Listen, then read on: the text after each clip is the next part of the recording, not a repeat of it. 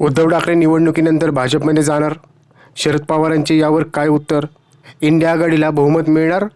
कुठले पक्ष भाजपसोबत जातील सांगता येत नाही, शरद पवार म्हणाले. मग उद्धव ठाकरे भाजपासोबत जातील का?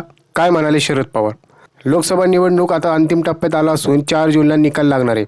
4 जूनला निकालाची पूर्ण देश वाट बघत आहे. 4 जूननंतर देशातील आणि महाराष्ट्रातील समीकरणं बदलताना आपल्याला दिसणार आहेत. त्यात उद्धव ठाकरे लोकसभा निवडणुकीनंतर भाजपासोबत जाणार हा मुद्दा मध्यंतरी खूप चर्चेत आला होता. वंचित बहुजन आघाडीचे प्रकाश आंबेडकरांनी असं वक्तव्य केले होते. त्यानंतर हा मुद्दा चर्चेत आला. पण या प्रश्नावर शरद पवार यांनी सुद्धा उत्तर दिले.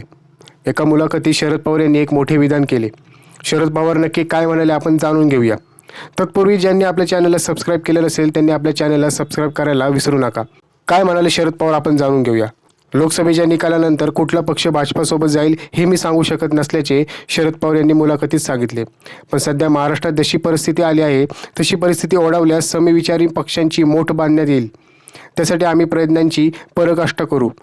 देशाला स्थिर सरकार देण्यासाठी एक समान कार्यक्रम तयार करू आणि जर संधी असेल तर तिचा पूर्ण फायदा घेऊ, असे मोठं वक्तव्य त्यांनी केले.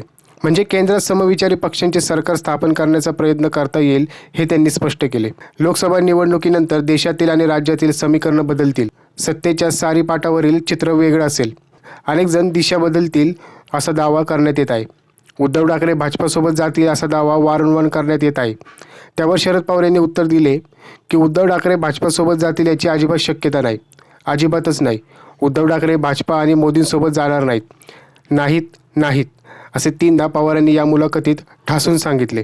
आता 4 जूनच्या निकालामध्ये आपल्याला सगळ्या गोष्टींचं स्पष्टीकरण मिळणार आहे. शरद पवार यांच्या या वक्तव्याला तुमचं मत काय हे आम्हाला कमेंट बॉक्समध्ये नक्की कळवा आणि अशाच माहितीसाठी विषय मुद्द्याचा या चॅनलला सबस्क्राईब करा.